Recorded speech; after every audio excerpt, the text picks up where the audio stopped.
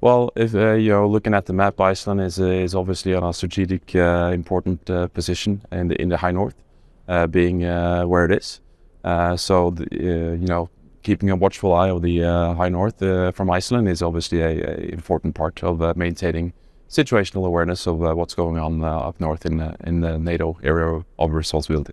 So Iceland is an important player in this. Obviously, as you know, they don't have their own armed forces, but they do support with their Coast Guard, and their Coast Guard is running their air surveillance mission here at Iceland, which is in place with the radars and systems to be able to maintain a 24/7 surveillance of the airspace around Iceland. And then we integrate into that part by being a first responder capability with the 2 F-35s that are on constant alert to be sent on their wings to intercept and identify any kind of threat to the airspace around Iceland. Well, the F-35 is what we call a 5th-gen aircraft, has multiple capabilities that are SA enhancing, so situational awareness enhancing for doing a mission like this.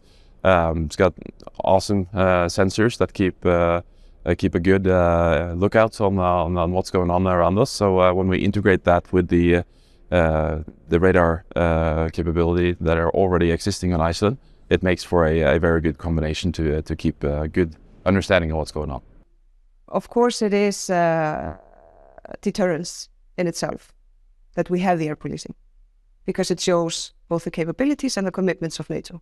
So if we didn't have that, we would be much more vulnerable here. Well, we have never in history have had armed forces. And we are, even though the country is kind of big, the nation is now around 370,000. And, not long ago, it was even smaller. So it would always be small.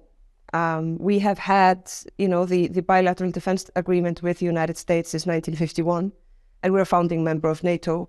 So when you prioritize the project and look at what makes sense, this is the outcome, and I really don't think that's going to change, at least not in the nearest future.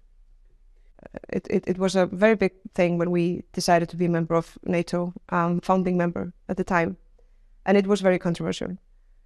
Today we have more than 75% support of Iceland being a member of NATO, and now it's written out as the cornerstone of our national security policy. And obviously, with the war going on now, I think almost everyone can see what it would mean if we weren't. With the fact that we have a war in Europe, that creates a new reality, a new norm that most of us were told and believed that wouldn't happen again. It brings, the threat closer, and you can feel how big of a threat it is for Ukraine's neighbors, which are our neighbors and which are part of NATO. And it also shows that the values that we cherish and that we build our society on is, being attacked and is being tested. And if we can't be sure that those are the values that we're going to build our society on, Iceland doesn't stand a chance in Putin's world.